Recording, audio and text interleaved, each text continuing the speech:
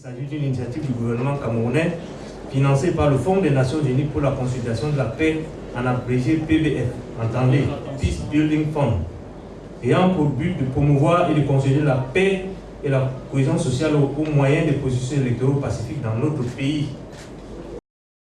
Ou les autres, quoi qui n'est pas bon, mais on doit l'utiliser, il est là.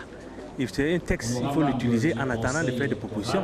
Les propositions du code électoral ne sont pas de notre compétence. Le processus électoral a toujours été qualifié comme un processus entaché de beaucoup d'irrégularités.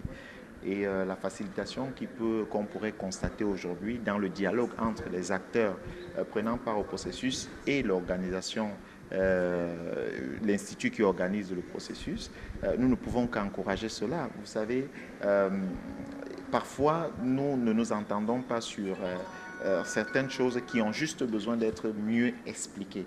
Et ici, il s'agit pour nous, parce que nous avons plaidé véritablement pour un code électoral consensuel, un processus électoral clair, libre et transparent.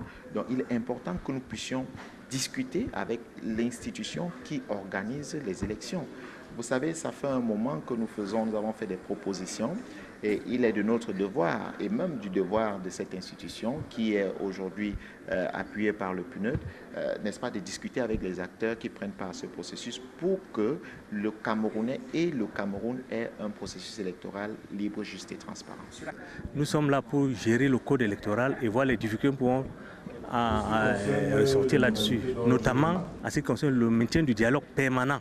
Vous savez que nous sommes sur le terrain depuis pratiquement une année avant même les élections et nous promouvons toujours le dialogue. Et je suis ravi que les acteurs du processus sont pratiquement tous là, les partis politiques sont là.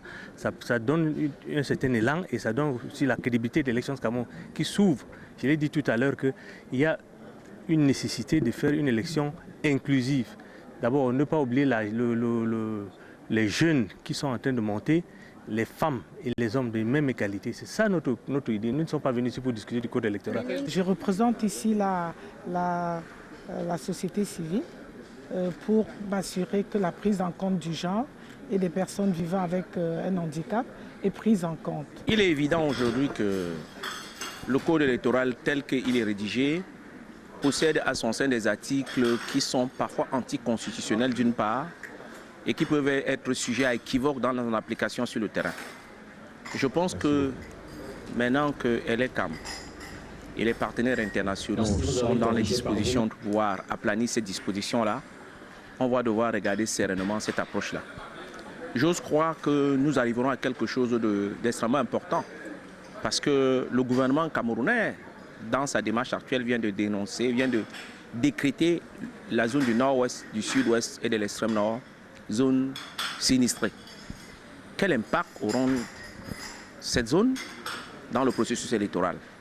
Autant de questions et c'est la raison pourquoi le mouvement progressiste et bien entendu son coordonnateur Jean-Jacques Ekindi m'a donné des instructions suffisamment fermes dans ce sens-là pour que la paix tant souhaitée puisse être préservée, mais surtout que les Camerounais puissent respecter le processus électoral et le peuple camerounais qui a la souveraineté. Il faut dire que nous avons plusieurs aspects qui nous posent problème. Je ne sais pas si je pourrais complètement les énumérer ici. Il y a déjà d'abord la biométrie intégrale, parce que nous avons une biométrie partielle pour l'instant.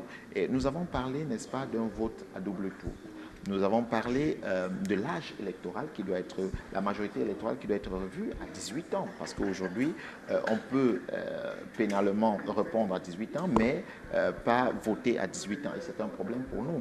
Donc, et puis, il y a, n'est-ce pas, le processus même d'identification des électeurs. Là encore, nous avons dit que dans le processus d'une biométrie complète, on peut avoir une carte d'électeur, mais avoir les résultats même des votes le même jour que le vote se déroule. Donc, il est important de dire qu'il y a plusieurs éléments que nous avons soulevés, mais nous avons surtout fait des propositions pour que le code électoral soit amélioré et même la loi électorale au Cameroun. Là, nous sommes largement satisfaits des résultats. On aurait pu mieux faire, mais je crois que c'est déjà pas mal parce que nous avons dépassé le cap de 1000 dans toutes les deux régions. Bien sûr, ce processus.